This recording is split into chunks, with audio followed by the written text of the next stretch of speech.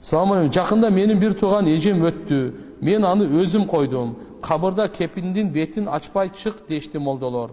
Ошолор туурабы? Мен бир тууган үкөсү болом.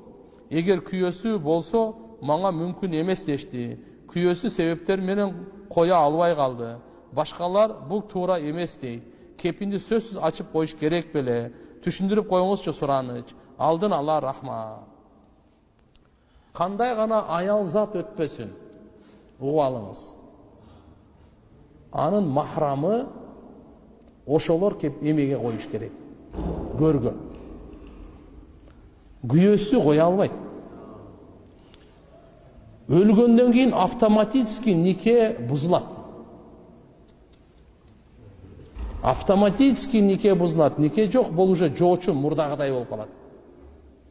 Эми күйөөсү койгонго болбойт. Ким коет? Атасы коет. Ким кармайт денесин? Баласы кармайт. Агасы кармайт. Иниси кармайт. Тайкеси кармайт. Небереси кармайт.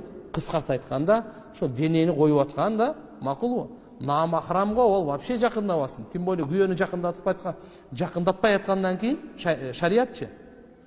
Ушулар гана. Эгерде таптакыр эч ким жок болуп калса, азыркындай атасы дагы жок, ага иниси да, тайкелери да, балдары, неберелери эч ким жок. Эң жакын төлкө күйөөсү эле болуп калса, ошондо анан зорго уруксат берет. Ошон үчүн мына жердеги айтып аткан, сиз бир тууган үкөсү болосуз, сиз коюшуңуз керек, бул эң туура, күйөөсү койбош керек ал.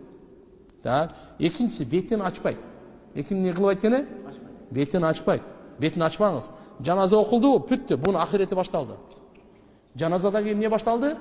Ахиреттики уже башталды, сааты, минуты ахиреттики башталды. Мүмкүн ачканда өзүңүз коркуп кетишиңиз да мүмкүн болуп калат. Андай кылбаңыз. Ахиреттики башталды. Албетте түйүп коебуз. Билесиздерби?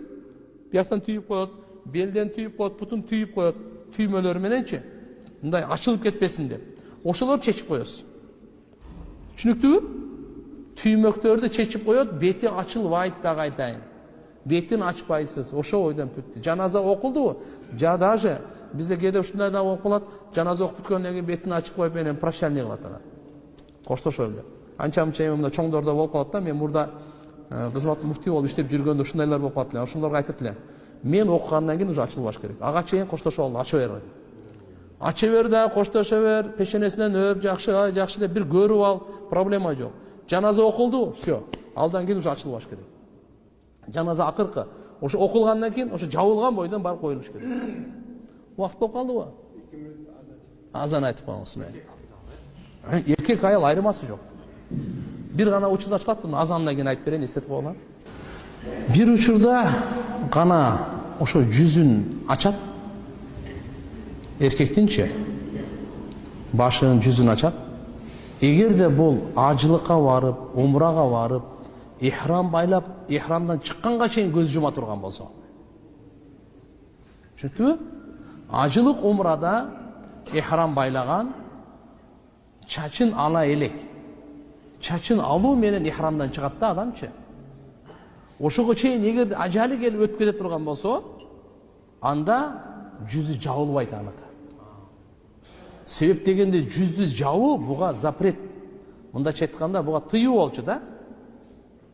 Башын жаппайт, жүзүн жаппайт да. Ажылыкка, умрага ихрам байлагандан кийин жаппайт.